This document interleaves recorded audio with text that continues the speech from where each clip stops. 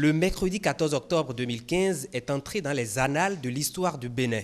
C'est en effet le jour où le général Mathieu Kérékou a tiré sa révérence, plongeant le Bénin dans un deuil de 7 jours. La presse nationale à l'unanimité rend hommage au grand artisan de la stabilité politique, comme l'écrit l'autre quotidien.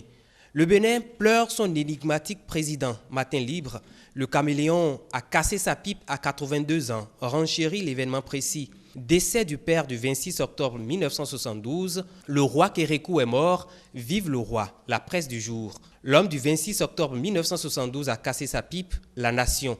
Fraternité réserve toute sa une à la légende Kérékou, alors que la Nouvelle Tribune consacre un dossier spécial au décès d'un héros énigmatique et controversé. Pour Maurice Tchabi, on pourrait décliner la vie du général Kérékou en 3 mots. D'abord énigmatique, ensuite énigmatique et enfin énigmatique.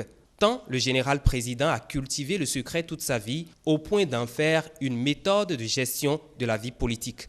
Kérékou a emporté dans sa tombe beaucoup de secrets. D'abord, les secrets de ses origines, tels que l'a révélé le professeur Félix Iroko dans sa biographie. Ensuite, les circonstances de la prise de pouvoir en 1972 et surtout le secret de l'assassinat du capitaine Michel Aïkpé, révèle Vincent Folly dans son éditorial.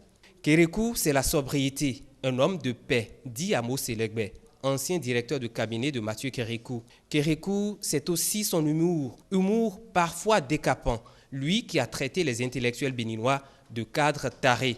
La sobriété, Kérékou en a fait une marque de fabrique. Il s'est retiré dans son domicile des Filao après la conférence nationale, s'étant muré dans un silence digne de la Grande Muette. Fraternité ouvre ses colonnes à des personnalités politiques de diverses obédiences.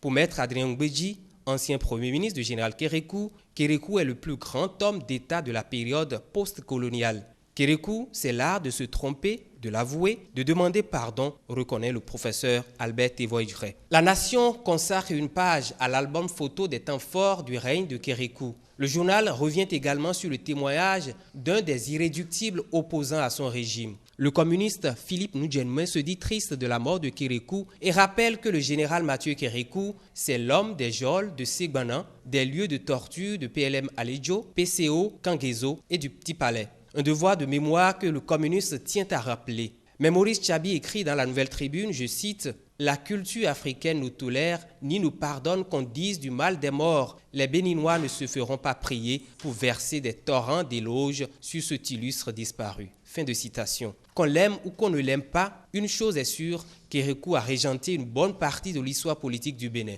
Et c'est Maître Robert Dossou, ancien ministre de Kérékou, qui le qualifie de grand citoyen parce qu'il était présent à tous les tournants de l'histoire politique du Bénin et a su jouer sa partition. En décidant d'un deuil national de 7 jours, le Bénin a voulu rendre un hommage mérité à l'énigmatique général président.